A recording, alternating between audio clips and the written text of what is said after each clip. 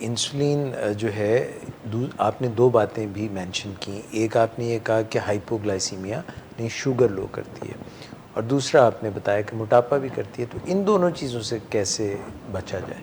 देखिए, अभी जैसे हमने उसमें बात की कि इंसुलिन की जो राइट डोज हमें इंतखाब करनी चाहिए। राइट डोज ये होती है कि हम आमतौर पे जो पेशेंट को इंसुलिन शुरू करते हैं तो थोड़ी डोज से शुरू करें। हम कहते हैं गो लो गो स्लो, यानी हम उसकी एक तो है 100 थोड़ा सा उसको हम कोशिश करें कि वो सिंगल शॉट के साथ कंट्रोल, जैसे ग्लार्जीन है अच्छा। या इससे मिलती जुलती जो भी है डेटिमेर इंसुलिन है जो दिन में एक दफ़ा लगती है, उससे हम शुरू करें। तो उसके साथ हम इसको टाइट्रेट करते जाएं। अगर नहीं ठीक हो रही शुगर तो हम वो उस देखते हैं कि पेशेंट से हिस्ट्री लेते हैं कि आप किस वक्त पेट भर के खाना खाते हैं। वो कहे जी मैं दोपहर का खाना खाता हूँ पेट भर के, तो हम दोपहर के वक्त एक शॉर्ट एक्टिंग इंसुलिन दे देते हैं इस इंसुलिन के साथ। इसको हम बेजल प्लस कहते हैं, यानी एक आपने लंबे अरसे वाली ली और एक आपने ली है जो खाने को कवर करती है। अगर फिर भी नहीं होता फिर पूछते अगला खाना कौन सा है।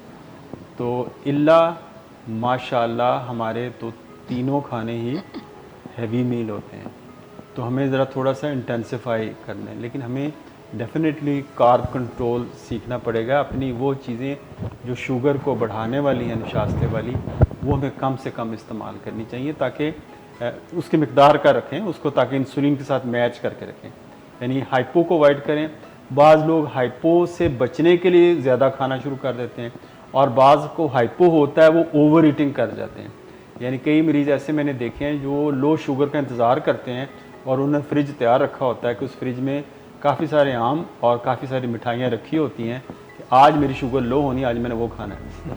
तो उनका मेन्यू इस तरह तरतीब दिया होता है। तो ये जो अप्रोच है ना, ये आपका वज़न भी बढ़ाती है और आपको हाइपो जो है उसको रोकने के हम कि आप अपने फ्रीक्वेंट मील को छोटे छोटे हिस्सों में डिवाइड करें।